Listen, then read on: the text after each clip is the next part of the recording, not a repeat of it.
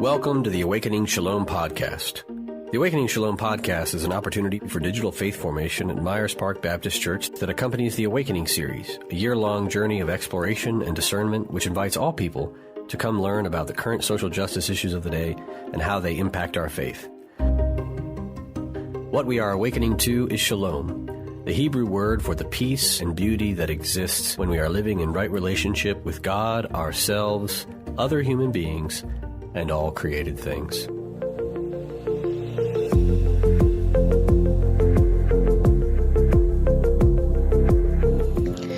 This episode is curated by Dawn Anthony, one of our artists and theologians in residence here at Myers Park Baptist Church. In this episode, we go on a journey to one of the oldest Black churches in America, the First Baptist Church of Williamsburg, Virginia. It is First Baptist Church that our exterior of the building here at Myers Park Baptist was designed after. Dawn introduces us to wonderful Miss Liz Montgomery, one of the longtime members and historians at First Baptist Church, Williamsburg. We are also joined in conversation by the Reverend Dr. Benjamin Boswell, our senior minister, Greg Gerald, one of our artists and theologians in residence, Reverend Helms Gerald, another one of our artists and theologians in residence, and myself, Mia McLean, the Associate Minister of Faith Formation. Let's get into it. Hello, everyone. It is a pleasure to be here, and this has been a long-awaited moment. Our guest for today is named Miss Liz Montgomery, and she is actually grounded currently in Virginia, but just a little bit of details about her. She's a native of Winter Park, Florida, and came to Williamsburg, Virginia in 1972 and attended William and Mary. Now, first, let me also say this before I move forward. I want you to realize that one of the reasons that we have Ms. Liz joining us today is because of the incredible connection that we see between Myers Park Baptist Church and First Baptist Church in Williamsburg. From my understanding, from a conversation with Dr. Boswell, with Dr. Ben, the external structure of Myers Park Baptist was based on First Baptist Church, which is in Williamsburg, Virginia. And so understanding that connection, I wanted to reach out to find out more details about where is this place in Williamsburg, Virginia, and would someone be willing to share about their history? So this is why we have Miss Liz Montgomery with us today, because she serves with the history ministry at First Baptist Church in Williamsburg. Now, she attended William and Mary when she went to school, and she actually came from DC, the DC area. She was the first African-American manager at the United Virginia Bank and retired from the Jamestown Yorktown Foundation in Jamestown, Virginia in 2011. He served and developed two nonprofits, the Virginia African American Forum and the Cercle Charmant. He has also served on the National Association of Business and Professional Women of Williamsburg and vicinity. Liz was the program coordinator for the 375th commemoration of the first African Americans to arrive at Jamestown, and she served on America's 400th anniversary committee. She is also, which is dear to my heart, a talented vocalist as well, and has traveled for many years with a jazz band, Bill Doggett Jazz Band. She is a longtime member, as I mentioned earlier, of the historic First Baptist Church, and she serves on the tour, history, and museum ministries there at the church. So welcome to the platform. That was a mouthful, but there's a light in you. So thank you so much for joining us today. Thanks for having me. Absolutely. Can you share with us, now the current location at First Baptist Church is not always where the church has been. So can you share a bit about the history of the church? I am delighted to do that. First Baptist started in 1776.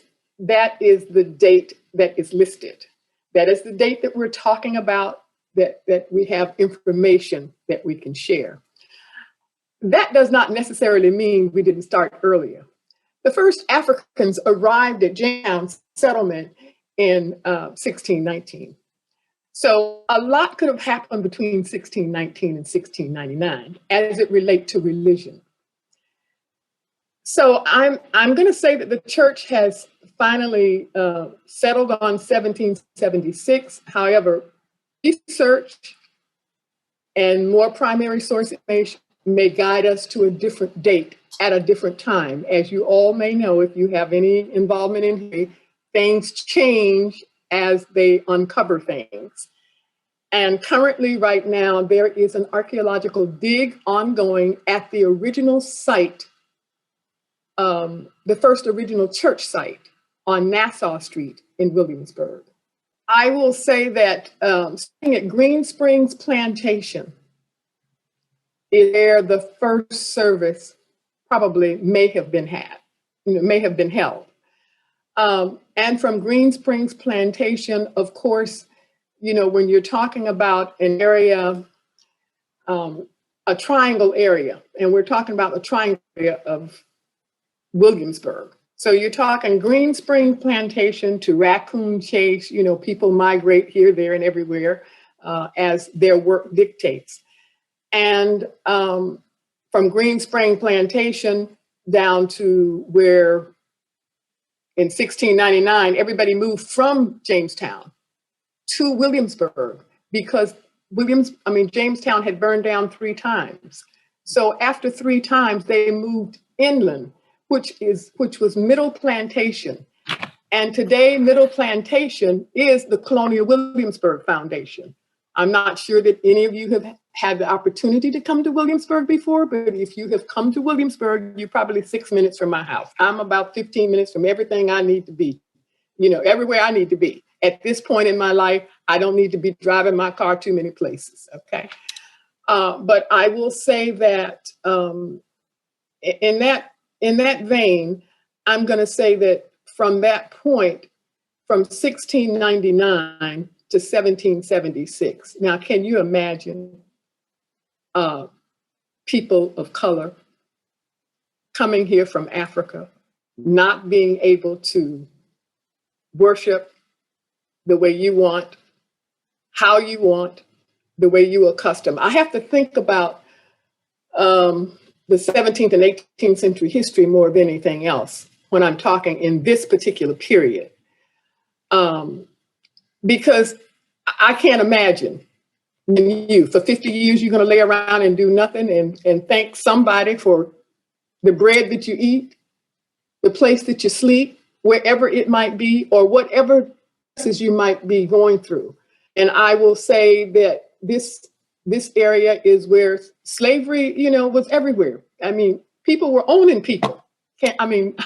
I can't even imagine it. But when I think like that, and people trying to get away and go to a brush arbor to try to just have a piece of solace, a place where you can go and just sit down and say, thank you for this, or Lord, why is this happening to me? Or this group of people. This is how the church started, actually, okay? In a brush arbor, trying to pray, trying to flee the dictates of your slave masters. So when you're coming from that sense, you have to think rationally the way you would think today. If somebody bound you and told you can't do this, that, or the other, you're going to want to do this, that, or the other, whatever that might be, So in that vein, that's where I'm coming from when I'm starting from Spring Plantation, from a few just hiding in a brush arbor that they made to just conceal themselves from the masters, to preach, to pray, to sing, or just fellowship together. That's what I'm thinking, Then to Raccoon Chase, because that's closer to the town. And the town is Middle Plantation, which today is Colonial Williamsburg. And then from there are some masters who probably felt that, I have to take this servant with me to church. This practice that Miss Liz is describing was common during chattel slavery in this country. Some people of African descent who were enslaved were sometimes invited to go to church with their master or mistress if they were performing a service like nursing the mistress's child or accompanying the master to a certain part of the worship experience. Often, if they weren't doing those roles, they were relegated to the balcony of the churches. Miss Liz describes what that might have been like in colonial Williamsburg. You want to take them to church with you at Bruton Parish Church. Well, there was a place for you at Bruton Parish Church, generally in the North Gallery, which is upstairs, generally in the North Gallery. That's what our history books tell us, based on the folks who have been writing these books, based on primary source information that they have. However, if you were somebody close to me, and if you were a decent individual, or if you were a person that had compassion and were thankful for the services that you were being given, like nursing your child. Now, a lady that won't nurse her own child or refuses to nurse her own child in public, and you choose to have a nurse your child in public at Bruton Parish, at the Presbyterian Church, you might want that person to sit next to you. And that's really what happened. In some cases, those persons sat on the pews with their masters, or the pews right behind them, their masters, and did whatever service that was required. And some of them took them in as family or treated them like family. You know what I mean? Everybody's not bad. Some people do have a good heart. And so we have to look at that. We were all given the right to choose good or evil, the way we treat people. So I think that may have been, I have to think that way, in my opinion, may have been the reason that they allowed them to worship with them at parish. But after Bruton's Church, of course, they became the Carriage House on Scott Street. And here again, the legend is, and the research shows, that a member of the Cole family was out doing some hunting and saw a brush arbor of people praying and worshiping. And it was horrible weather. He watched and listened, and it is understanding that he offered them the Carriage House to do worship, to come out of the cold. But of course, if 51%, at least 51%, this is documented, of people in Middle Plantation, now today Colonial Williamsburg, or Williamsburg itself, were of African descent. 51%. You have to think that must have been a person of conscience, a person that cared, the Cole family, a white person, that offered them that Carriage House for worship. When that Carriage House was offered, they took that offer. From that Carriage House came a wooden church that they built themselves. Now you're talking 500-600 Black people gathering at one time in a small location. So you'd have to think that they'd have to do that different times. They couldn't have all fit in that little building at one time. So it depends on when you were off, when you were able. You may have sent one member of your family, and they could have come back and told the whole family what was going on. We just don't know all of those facts. And we don't have enough documentation that describes that fact. We can only assume at this point. And then, of course, after the wooden church, then there were a couple of tornadoes that burned that church down. And then the members of the church decided to build a brick church. The brick church, yes. In 1855, that brick church stood from 1855 to 1954. And then that church was torn down. And then the new church on Scotland Street was built. Now, why was it torn down? Is because the Rockefeller Foundation and Colonial Williamsburg needed that property because they were creating Colonial Williamsburg as it is today. Okay? They wanted to restore it to its original, to its original state in terms of taverns, the houses, restoring buildings. Bruton Parish was pretty much intact, but a lot of other buildings around had deteriorated. But in the town itself, there were a lot of up and down Duke of Gloucester Street. If you all have ever heard of this street, the Duke of Gloucester Street was occupied by a lot of African American families. So when the Rockefellers came, they started buying up all of the property. So today, there are absolutely no businesses and no people of African American descent on Duke of Gloucester Street because it is now all a museum. The church itself was in that same path, the brick church. So they wanted that church.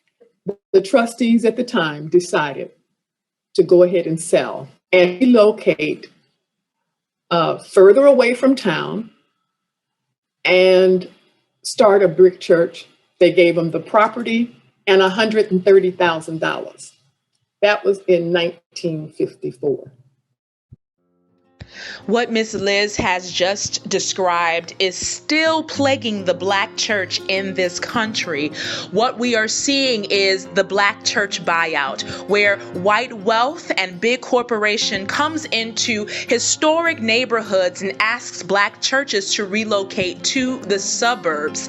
Most times Black churches say yes. Because of gentrification, many of their members have already been forced out of the original neighborhood where the church was to the suburbs. And so this is a common thing that is still happening to this day in this country.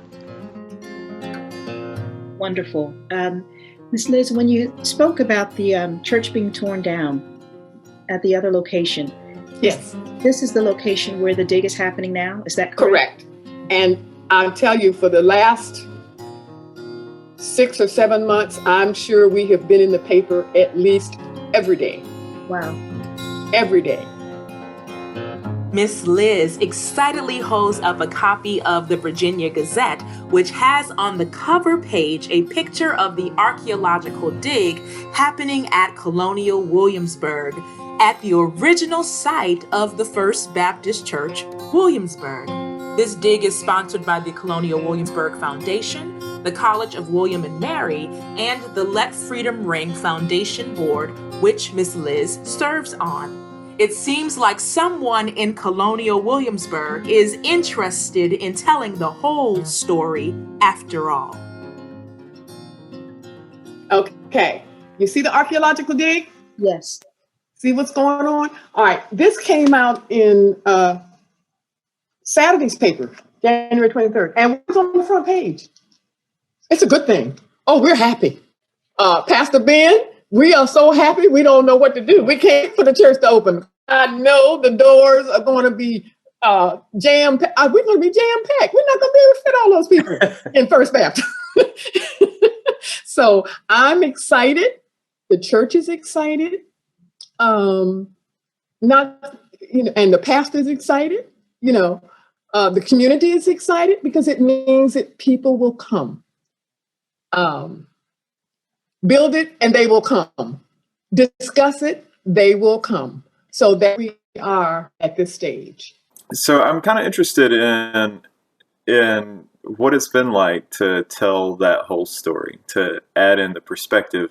I lived in Richmond for a little while, and when I think of Colonial Williamsburg, I think of it a little bit cartoonish. And it strikes me, having lived about 2 blocks from the burial site of Jefferson Davis, and the way that Richmond has kind of contorted some of the story, right? That when you start talking about telling the chapters that hadn't been told, you can start to get some pushback. What's that been like for you all? Well, generally, the hard questions that I can't answer, and it's okay no matter who you are, where you are, if you don't know the right answer, please don't make up anything. So I tell what I know based on the facts, based on the research, and it has been a very enlightening path for me. I have been on the history committee. I don't even know exactly how long I've been on the committee. Too long for me to remember.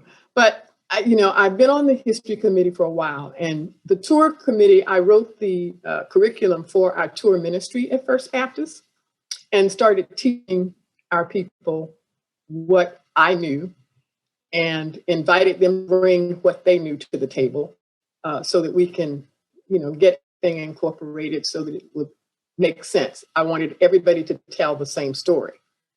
Don't make up anything. Just tell the same consistent story based on what we know. And it has been very interesting. We have some people do push back a little bit, but I think most people are receptive. And it's been kind of like an eye opener for them, Greg, to know this information. The bell that was restored 2016, the Colonial Williamsburg Foundation and the Lilly Foundation were a part. We got a grant, over $75,000, a grant to do our little exhibit in the front part of our church that connects with an exhibit that they have at Colonial Williamsburg, and they have a sign up that they tell their visitors, their paid visitors. We don't have paid visitors at First Baptist, but you just come and give us what you want when you come. We'll accept every dollar. But their visitors there are told, if they want to hear the end of that story, to come to First Baptist Church at 727 Scotland Street and get a chance to see the original pulpit set or communion sets or choir chairs that were in the old church. All of this stuff is available infinitely, and some of our members way before me had the good grace and sense to save that stuff and didn't throw it away, or didn't give it away, because now we have actual artifacts that people can look at, and they can't relate to it because there's some of that stuff they've never seen anything that looked like that, So it's a very good, impressive story to tell, and people are pretty engaging, Greg, every time they come. But that bell, that has been the one thing in 2016, when we celebrated our 240th anniversary. That's when people started really, really coming. And we did it in the month of February. And February was the kickoff. The stars came from Dionne Warwick to Val Simpson to Jesse Jackson to Bernard Lafayette. We didn't get the president at the time. We didn't get Barack Obama. However, we transferred our bell to the National Museum of African American History in Washington, D.C. for their opening ceremony. It was historic First Baptist Church bell that was rang by the descendants of Thomas Jefferson. So hey, I'm all in. I asked Miss Liz about if the origins of the church would be honored at Colonial Williamsburg. I wanted to know more about the Brush Arbor experience, and I accidentally said Brush Harbor, and she corrected me and said it's Arbor, A-R-B, not to be confused with Hush Harbors. So I wanted to know, what is that, and tell me more about if those origins are going to be honored there. And what that is you go out and just gather whatever branches you have, and it's kind of like a weaving. If you think about weaving like that, several layers, and of woods and branches and just putting them on just to kind of give yourself a shelter, like a tent, like you have a tent in the backyard. All right, think about putting 4 sticks in the ground and putting some wood over top of it like this and branches to try to keep the sun and or the rain and or the wind or whatever off of your space. So that's what that is all about. But we do on certain occasions recreate it on our church site for certain events. Right at the moment we don't. However, there is the first pastor of First Baptist Church was Moses. Then it was joined by Gowan Pamphlet. Gowan Pamphlet is portrayed as a character at Williamsburg right now by a minister, and he's the associate minister at First Baptist. And he serves on the history ministry. So what better person do you want out front at CW getting a paycheck on a regular basis and researching the history and telling that story? Gowan Pamphlet teller. So one of our members, James Ingram, is the person who portrays Gowan right now. And he is doing it at the archaeological site, which is right across the street from the carriage house that they recreated and restored that was owned by the Cole family. So I run by there every few days and talk to him and make sure he's telling the story and making sure that what few visitors do come to Williamsburg during this awful pandemic and social distancing, because they haven't closed, because most of their stuff is done outside. And so they're able to space people appropriately so that everybody will be safe. And he is telling the story in a way that it just magnifies. It is just magnified. It's off the chart because people are so engaged. I do stop by. I go by once or twice a week.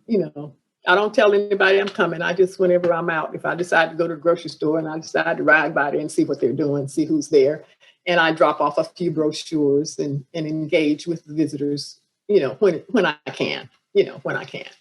But that's what's going on right now with that story. Okay. I've enjoyed reading some of the history that Dawn has sent us and watched the history video that was prepared about the bell in 2016 on your website. And really just, it's an incredible story. So grateful to connect. Just to kind of go back to the history, when I was first given an architectural tour of our church by our historian who is now deceased, his name was Dan White. He told me that our church's interior was modeled after First Baptist Church in Rhode Island, but that our exterior was modeled after First Baptist Church Williamsburg. And of course, I had the same association Mia did. I thought, well, First Baptist Williamsburg sounds like a white church. I didn't go do any research. I didn't know. And Dawn has really brought this to our attention. And if you look at the exterior of our building, it's obvious the way the architect has taken, particularly the window framing. If you look at the coloring of the Flemish brick, plus the window framing, and then the color of the framing on the windows, the choices of those colorings, it's pretty clear that it was inspired by First Baptist Williamsburg. So I think that's an interesting connection for us. As I read the history, one of the things that really struck out to me as a pastor of a predominantly white congregation was all the different the times that the church after the Southampton County Rebellion was the law that outlawed black preachers and put the church in this very difficult situation where it had to have this, I think the word you used in the history was nominal white ministers who are having to preside or come over to the church, when in reality, the church is still being run by its own clergy. And I was wondering what is that experience of that situation? How is that history told, and how is that history remembered within the community? Well, I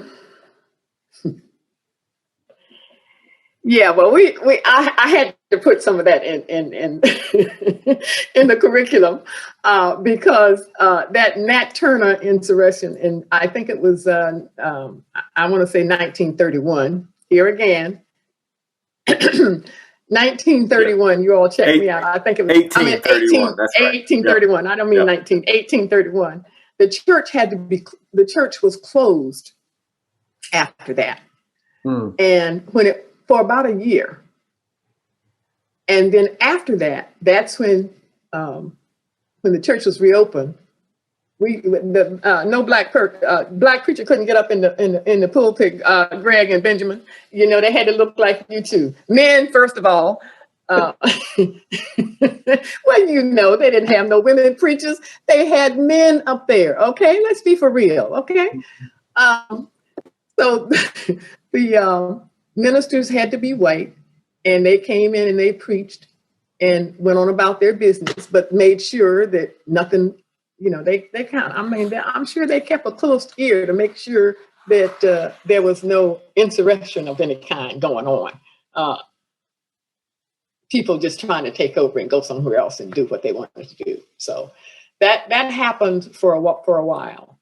And it's quite interesting how when we tell that story, people look at us like, really? Really? And did the black? Yes, they did. Because they expected at some point, all of the black members expected at some point to still be in charge of their church. They were obeying the law. That was the law at the time.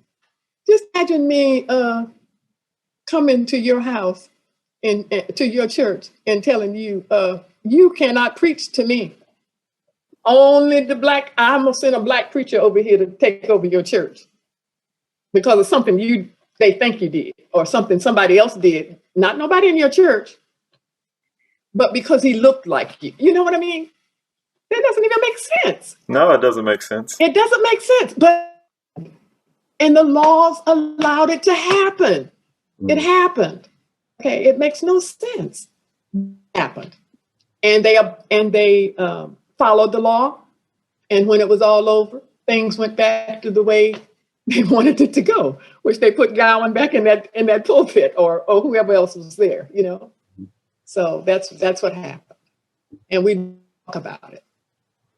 I'm glad that you do implement that and talk about that because just hearing and seeing that history and knowing the laws that were in place at that time and them having to endure that, and not only that, but 3 decades later, or nearly almost 30 years later, to have the church taken over during the time of the Civil War as a place to house Confederate soldiers, like a hospital. Not only housed them, took care of them. Right. In the hospital on Nassau Street. Yes. You know what I mean? Fed these people. Right. Treated these people. That's the thing to do. That's natural human instinct. If somebody is sick, you take care of them. You don't think to look at, this person is black or white. You just take care of them, okay? If you're a Christian, that's what you do. It's a human instinct. So I have to look at stuff in a realistic way. That's just the way I am personally. So I'm glad that God has given me this opportunity to serve on this history committee, this history ministry. And this particular history ministry, even though it's documented as history ministry, and this history ministry actually started, I had to go back and pull out some records from our books to find out, when did this ministry actually started? I was down, and they were doing a lot of stuff, history, but it wasn't officially started. So they officially put it in the books, in the minutes of the church in 1984 as a history ministry. So I'm happy to be a part of the history ministry, but we've got so much more to do. Since the history ministry began, was it immediate that they began to do tours of the church, or was that at the same time? Was it just information for the Nassau site, or did you also do tours at that time? When they first started, no, they didn't. They didn't start until they didn't start the actual tours at that time. But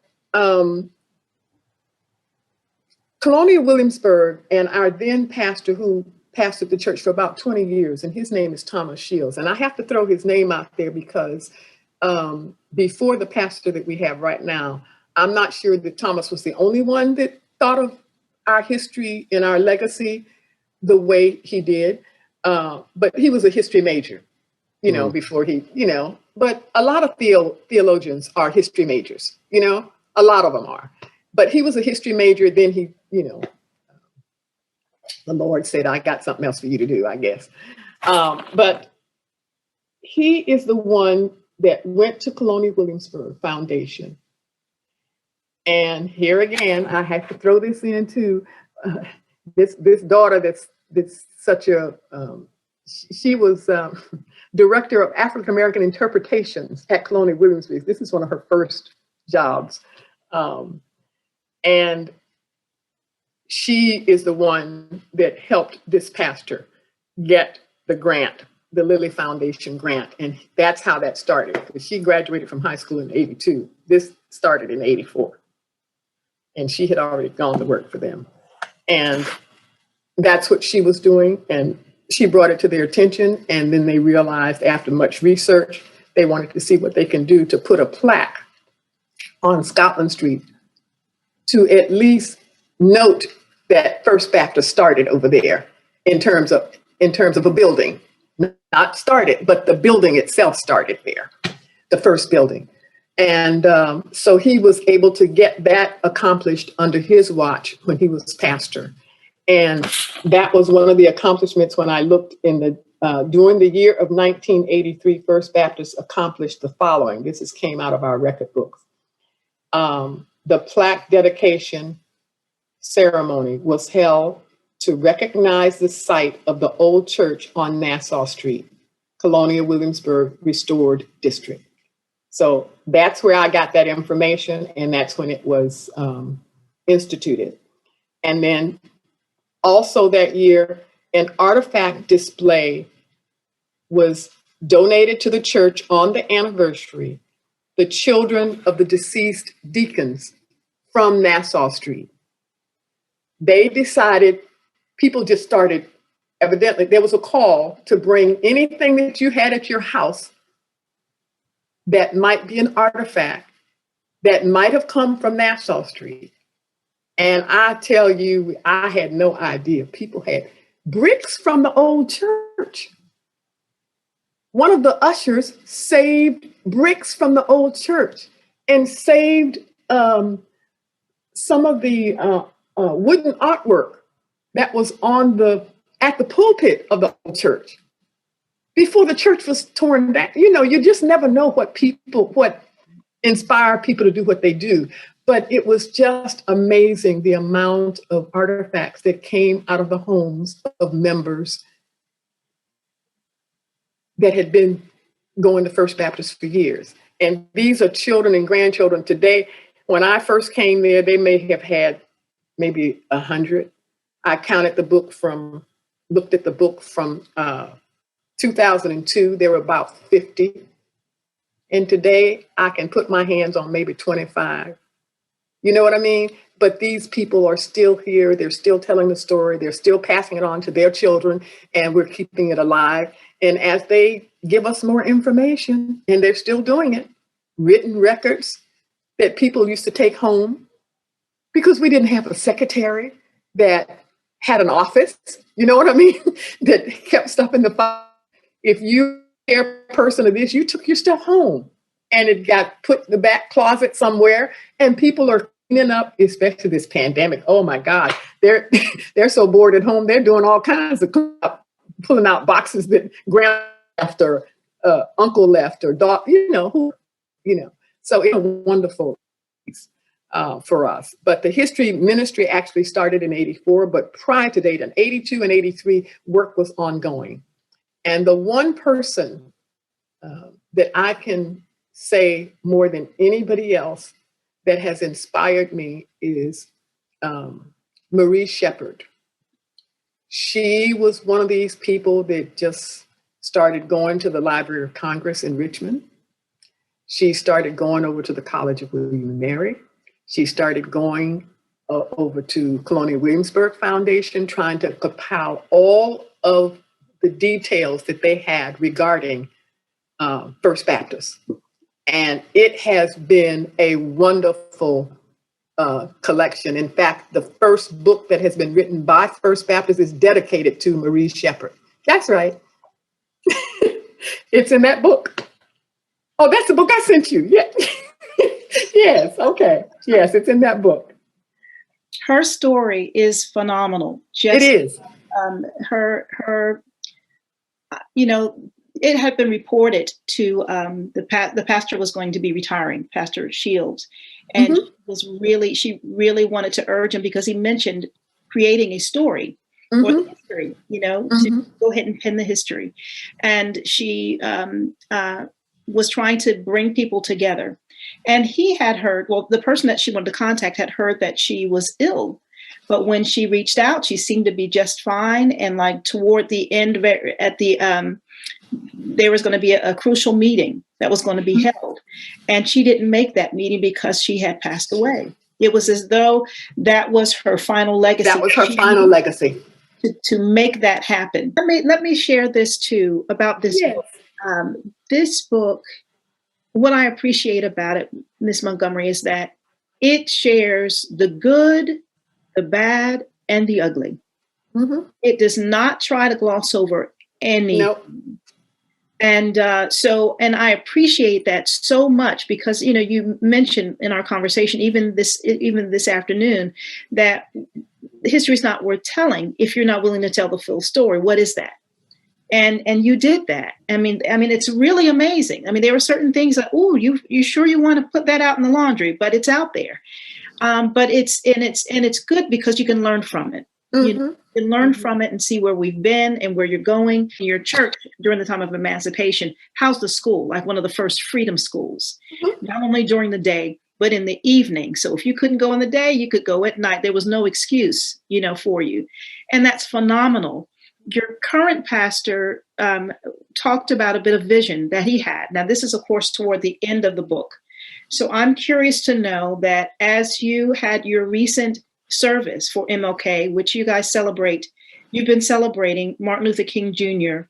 before it was a national celebration. Correct. For like over 40 years on his actual birthday. Correct.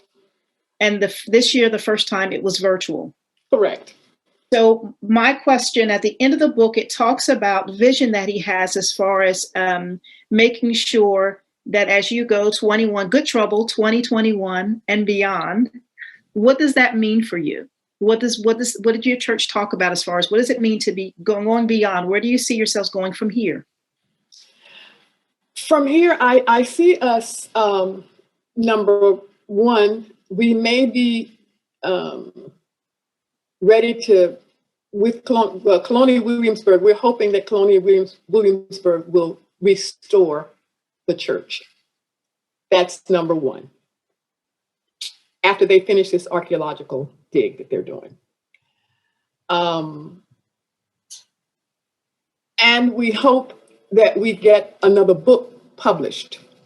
We have been in touch with Tommy Bozier, the author of the book that you have, Dawn, and he has retired. He was director of archives at Norfolk State University, and he has retired. So I talked to him maybe 2 weeks ago on the phone. So he's excited about perhaps we're going to give him the first bid on writing the book since he did the first book. And if he accepts, we don't know yet what his intentions are. If he accepts, then we will move forward based on the archaeological information and the rebuilding of the original brick church on Nassau Street. That's what I'm hoping. If Colonial Williamsburg decides to do just the wooden church, that would be okay too, except the wooden church would not be able to include the artifacts that we have that we can bring to the table because they were done in the brick church. So in order for all of it to be the way it was, and for any of our Nassau Street descendants to be able to look at that site and know that that's where they came from, that community. And I'm talking where Colonial Williamsburg now is, that was their community. A lot of those people, some of those people remember, oh, when they walked down the street, oh, my house was over there, or my house was over there, and I had to walk just 2 blocks to get to the church. You know, one day I was out at the site, this woman came up to me, and she was a white woman. She said to me, you know, I used to go to that church. I said, you did?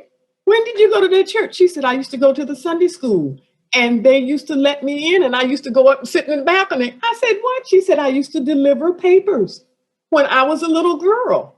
So we did not know. I didn't know that, you know, and there are a lot of other people that didn't know that. But the children and the youth of the church, some of them don't remember her. But she said she and her sister actually lived down the street, and they would come over there for Sunday mornings and sometimes go upstairs to the balcony and listen to the service. So, you know, all of these kinds of new stories, like I said, are coming out. So therefore, we're hoping that we'll be able to do that at New Church, the old church at the original site. Well, right at the moment, the only thing that I'm that's holding everything up, because last week, that's when some human remains were found. So here we're talking, how are we going to, you know, we have to respect all of that. And one of the occupants, the last remaining African-American occupant on Duke of Gloucester Street. So when you're walking up and down Duke, and that's one end is the Capitol and one end is the College of William and Mary's Wren building. That's a 1-mile walk. I've walked it too many times. She lived on the right side of the street coming from the college, closest to the Capitol. Her name was, we called her Ma Fanny Epps. She was 103 years old, I think, when she passed away. Still working. They bought her house. The Rockefellers bought her house, and they gave her life rights in the house. Now you're talking in the 50s. They didn't expect this woman to live that long. She lasted so long that she was greeting the guests at Colonial Williamsburg. She stand out in front of her gate and she talked to those people about her experiences. And she explained to us that her relative was buried on that site. Nobody believed her. Now they found evidence that there are human remains on that site. So we have got to respect, first of all, the family. And we talked to Michael Blakey, who is a professor at the College of William and Mary. He's the one that did the New York project with that uncovering those human remains in New York. Well, Michael says it may be possible for us to identify exactly who, but Mom Fanny already told us. Why don't you believe this woman? She knew who was buried. That man was her relative. She knew who was buried. She's already told us. Now that they found it, they don't want to believe it. They want to do this, that, and the other in terms of testing. But the woman told us. She told everybody that's passed by on Duke of Gloucester Street that her family was, some of her family, one or two people. We think two, but definitely one. And yeah, you got to believe her. I mean, I'll just say I'm inspired by your willingness to tell the whole truth, good and bad, and look at all of it. As someone who's read through my church's history many times, it is not the whole truth. And there are many things that have been avoided or glossed over. Some hard truths are there, but not all of them. A lot of things are missing. And I wonder if you might have a word for our people about the importance of history and Black history, and just looking at ourselves. And because we're trying to do, part of this is for us as a white church to really look hard at ourselves and ask difficult questions about our own history. I will say that no matter what the history is, we have to tell it correctly. It's unfortunate that our country has been divided in terms of white church, black church. I mean, but the reason that it had to be that way is because blacks weren't allowed to go unless they were brought by the masters. Whites did not accept us to just walk into their churches. You couldn't do that. You know, religion was that was against the law. You know, so you have to think about the whole story. And I think moving forward, I think that Americans have, not just Americans, but people around the world. When you think about this world, there are more people that look like me than look like you, okay? Around the world, okay? Right. America is a little bit different.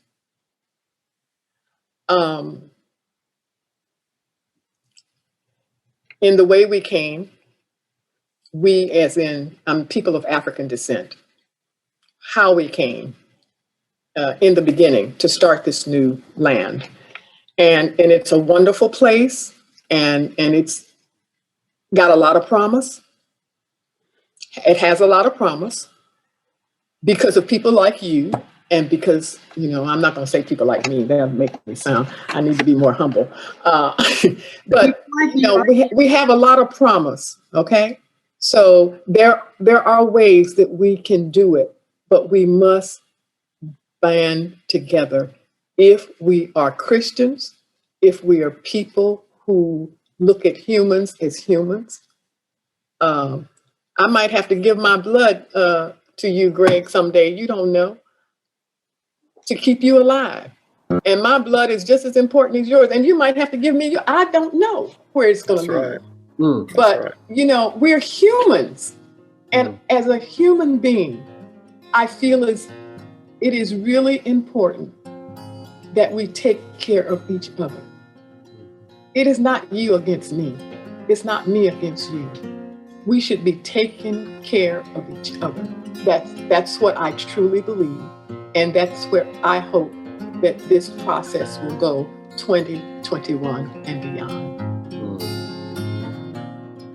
Oh, what an amazingly eye-opening conversation that we had with Ms. Liz Montgomery of the First Baptist Church of Williamsburg.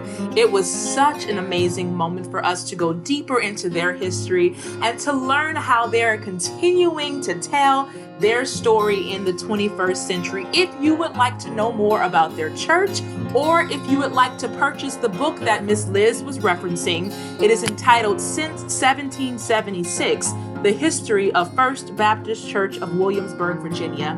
They only sell copies through their church, so please contact me, Mia McLean, directly, and we will be able to get you some copies very soon. Thank you so much, Ms. Liz, for sharing your knowledge and your time with us. Stay tuned as Dawn Anthony and I debrief and talk a little bit more about her research and how she came to discover this wonderful church partner. Dawn, thank you so much for the research that you have done to bring us this information. I have to say that, like I mentioned in our conversation with Miss Liz, how much I just had made assumptions about what First Baptist Church was based on my previous experiences. So tell me how you came to know First Baptist Church of Williamsburg and their real identity, not our assumed identity of them. I will also agree with you in stating that I think you were not the only one who assumed that the First Baptist Church of Williamsburg was an all-white congregation, which it was not. That came as a stunning surprise to me. When the artists and theologians got together, so that's Greg and Helms and I came together, we asked if we could just do a tour of Myers Park Baptist. And Ben was faithful to do that. So he opened the doors, and we were all masked and gloved up and walked about the building. And as we walked, he began to share with us the origins even of Myers Park, specifically the architecture. Of course, he couldn't go into a great deal of detail because I understand that there was someone who did that kind of research once upon a time. But what he did share was that the interior was based on a First Baptist in Rhode Island, and the exterior on this First Baptist church in Williamsburg. And so I was like, really? And so from that, it led me to research those particular spaces. And so I went to Google when I got home, and I began to do a little research regarding, first I started with Rhode Island, and I saw the similarities there, but I also saw similarities regarding kind of how they operated as a First Baptist church in Rhode Island, which is another conversation. And their thought process and, regarding what was supposed to be in the sanctuary, what was not supposed to be in the sanctuary, how it was supposed to be decorated or not, or that it wasn't supposed to be ornate. And it's interesting that a lot of what they did in Rhode Island, things that have passed down over the years regarding thoughts, regarding how a sanctuary is supposed to be, has filtered down oftentimes into congregants, and they don't even realize it. They just know that this is the way it's always been. And so this is the way we want it to be, without even realizing even the context, even if it had a spiritual context once upon a time. And so I find that sometimes that residue still lies within a lot of people. And it's more so about not Christianity, but churchianity. Yeah. So that being said, so anyway, so then from there, I did a little research regarding First Baptist at Williamsburg. And when the church came up as the historic First Baptist Church of Williamsburg from 1776, of course, I am seeing wigs and in my mind, that's what I knew was going to pop up. Like going to a modern day museum where I don't see myself represented in most cases. And so I assumed this would be the case, and it was not. So when I opened up there, go to the home site, and I pressed the home button, and all of a sudden on the screen, I looked like I was looking at a family reunion. And the people that were there were African American.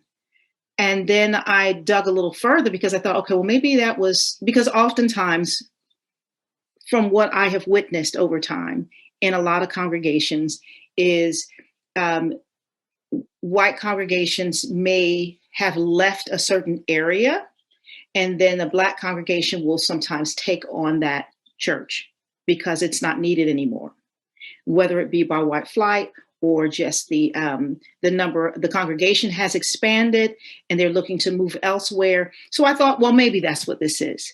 But it wasn't the case. The case was that this church started as a hush harbor in the 1700s.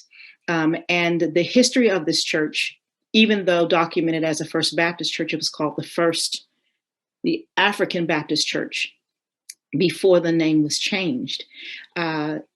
So it was just insightful, enlightening, delightful. And I just wanted to dig further and reached out to the church.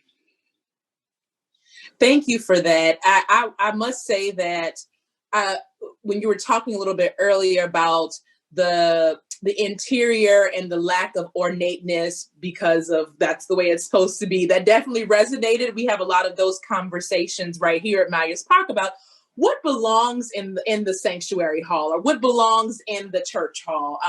Why is the pulpit why does it look the way it looks, right? But even in terms of outside, what's going on with the doors, what's going on with the steps. And so I'm curious a little bit about the architecture of the interior, which looks drastically different from ours.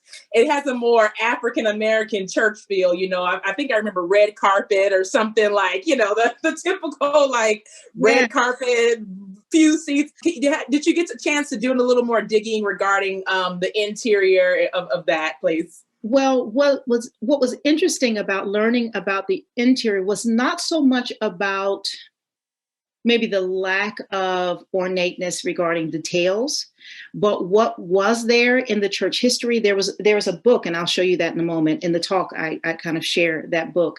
But what I find is the significant amount of challenges that the church has dealt with over time, even in raising funds to do things in the church, whether that was the church itself or even the parsonage that was connected to the church once upon a time.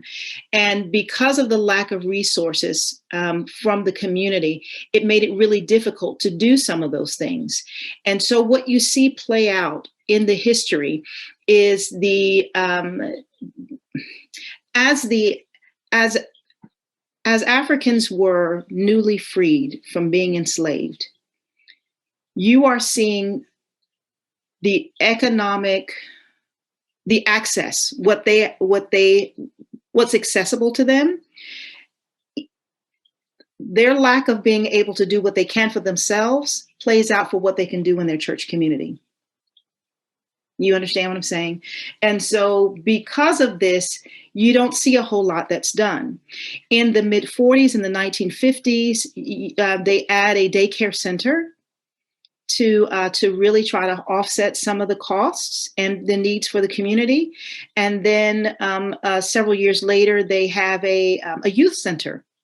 And that was a big debate in the community, whether or not they needed a youth center or, and so of course, what they wound up doing was definitely having the youth center, but because they felt like they had a place for the children to go, there was not a lot to do in the community. So there was a discussion of an annex at one point before the church was purchased from its first location on Nassau Street to its current location on Scotland Avenue. The monies that were sent they were asked at one point as a community to unite with two other churches in the area. And in order to do this, the offer came from none other than John D. Rockefeller. If you would, they were, this First Baptist did not have a lot of wealth.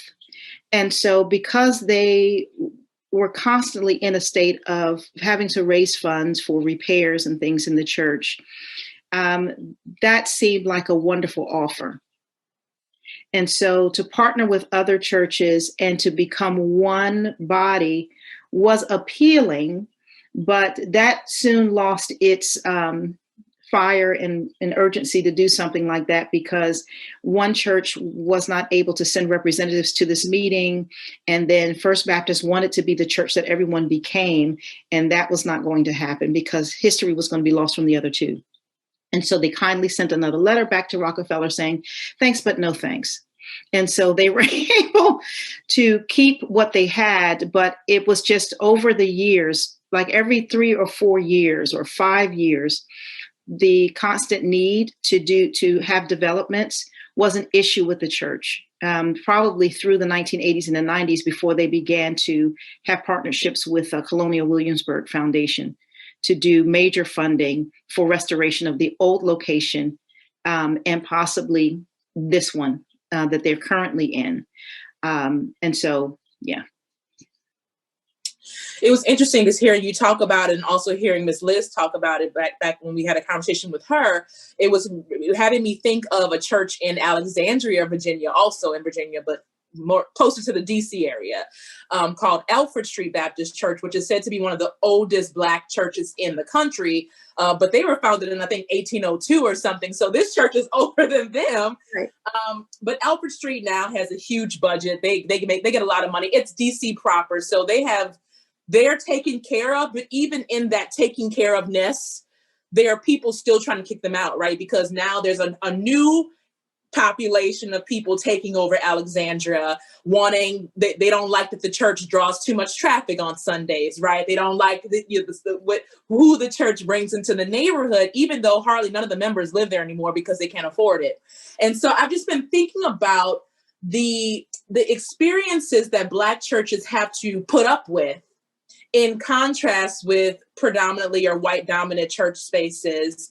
And I'm wondering if we could open up a little conversation about that here together. Ben and I did a podcast maybe a year and a half ago where we talked a little bit about the difference between Black Baptists and white Baptists and some of the other denominations. What was some of the learning points for you as an artist in residence here at Myers Park Baptist, looking at what this other church is facing? I have several thoughts. One thing is that earlier in the year, I had the opportunity to join a conference, a virtual conference. And in this conference, one of the speakers shared something so insightful that, you always know, but hearing this person say it. And the comment was that we have to decolonize our spaces. We have to, in order to even know our identity. And so I say that to say that as this church began its journey to be the First Baptist Church of Williamsburg, to see the influence of white churches that had been in their midst or as previous enslavers regarding what church is supposed to look like. And so I'll give you an example. In the history book of this church, they talk about the first generation of freed people that the pastors had the opportunity to serve, and how difficult it was when family members who had once been enslaved were now coming back home because they had been sold away. And so when they would come back to their communities, and family members who thought that they would never see one another again, now all of a sudden had two spouses. And watching the missionaries who had come down from the north after the church had reclaimed its space, since it was, as I mentioned in the conversation, being a hospital and a place of lodging for Confederate soldiers, once they reclaimed their space, used it as a school during the weekdays, now having to be like a district court for the community, and trying to figure out how to honor their congregants, and watching oftentimes the church committees and boards really not honoring the victims of what had occurred. And so oftentimes they were excluding people from the church because they were looked at as maybe adulterous or whatever. I mean, even to the point of wives or newborns who were born under the term of like 9 months. If they were born at 6 months or 8 months, then the thought was maybe you weren't honest and true in your relationship, and they were excluded from the church. Now, in one case, one particular member who had a child that was born 2 weeks shy of 9 months, went to a white physician to get a letter stating that this could happen, that a child could be born within the context of marriage in an 8-month period rather than 9 months. And then they were given the go-ahead, the green light, that it was okay. But again, under the guise of, or in the gaze of the whiteness of, if they say it's okay, then it's okay. And so I think oftentimes in the way that we worship, when we talk about differences in our communities, understanding that oftentimes the traditional way of Black worship may look different from a traditional way of white worship. It means it's different. It doesn't mean less than, nor does it mean barbaric. And oftentimes in a lot of Black institutions, depending on who they are, in certain denominations, they look at whether or not we worship in a certain way as being more acceptable or more comparable to a white church. And so sometimes you see far less, you see more traditional European styles more than you would see the traditional Black gospel styles. And this was an issue at First Baptist in the 70s when they had a youth choir. That's interesting. So it's sort of like this respectability politics is coming into play at all times. I mean, because even when I look at the building, the outside of the building of First Baptist Church Williamsburg, it gives you a very colonial, they have to fit into a certain standard, right? The bricks have to match what the other bricks are doing and the windows, right? And so there's still this element of respectability, which is probably why Ben and I and others assumed that this was a predominantly white church or historically white church because of the way it looked. And then there's this other piece that you brought up that I'm trying to pick up on, remember, this idea that the Black church had to be so many things. So when we think about our interior space, there's not as much of a focus on this needs to be pure, clean, white lines, nothing on the wall. I grew up in a church that was an old skating ring, and we had paintings hanging from the wall. The Sunday school classes actually happened on the perimeter of the sanctuary area. They would bring out those little rolling walls that would divide the classes, right? We didn't have an educational building. That was it, right? And so this building, this interior space has to be courthouse, and that you were saying in this time period, an educational area. It has to be a hospital. It has to do and function in so many ways that we see a lot of traditionally white spaces they don't have to function like that. Absolutely.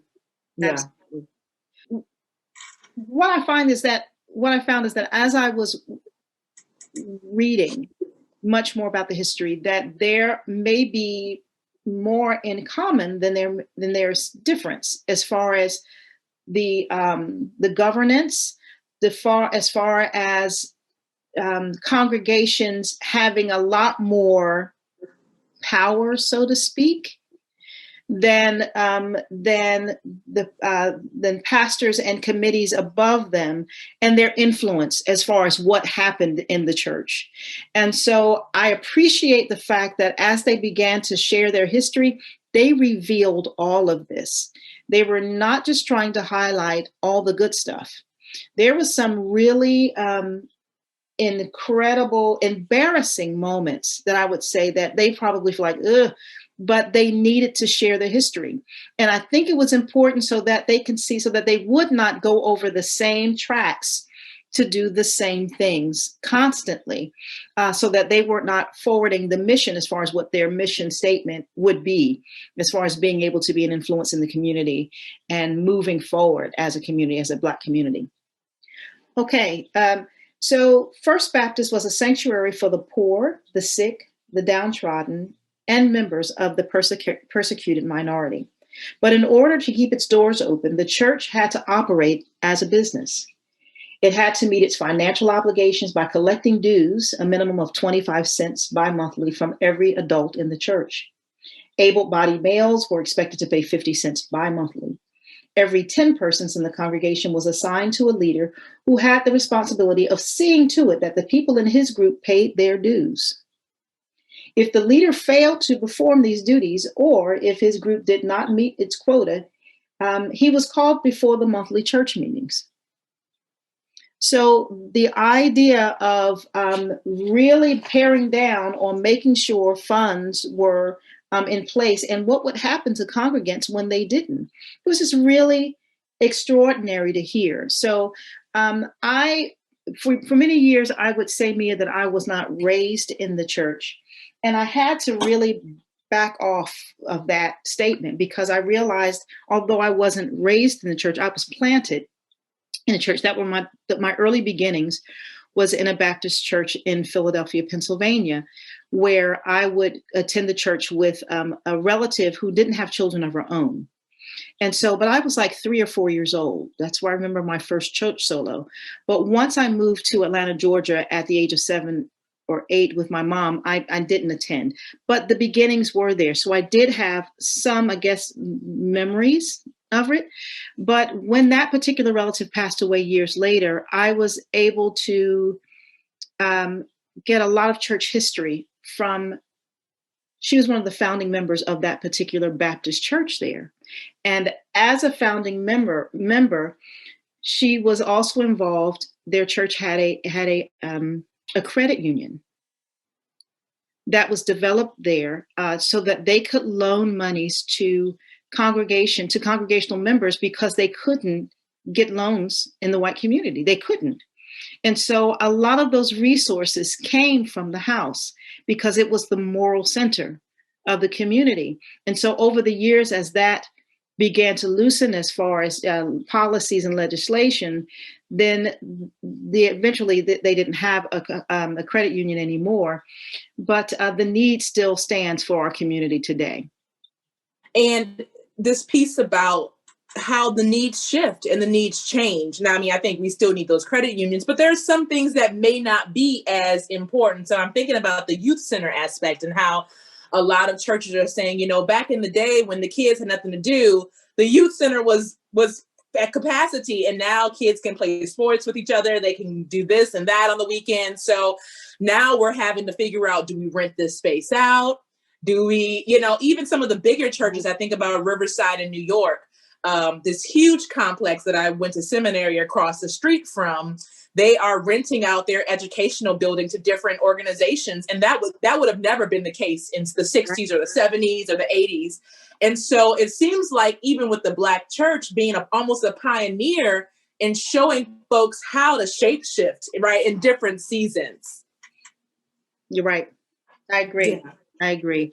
So, I don't know, like you said, as churches today, and I don't know what's going to happen as communities come back together, after the pandemic, because they're, even having to shift and to move to an online format, and just what's going to be happening in those communities financially when they come back.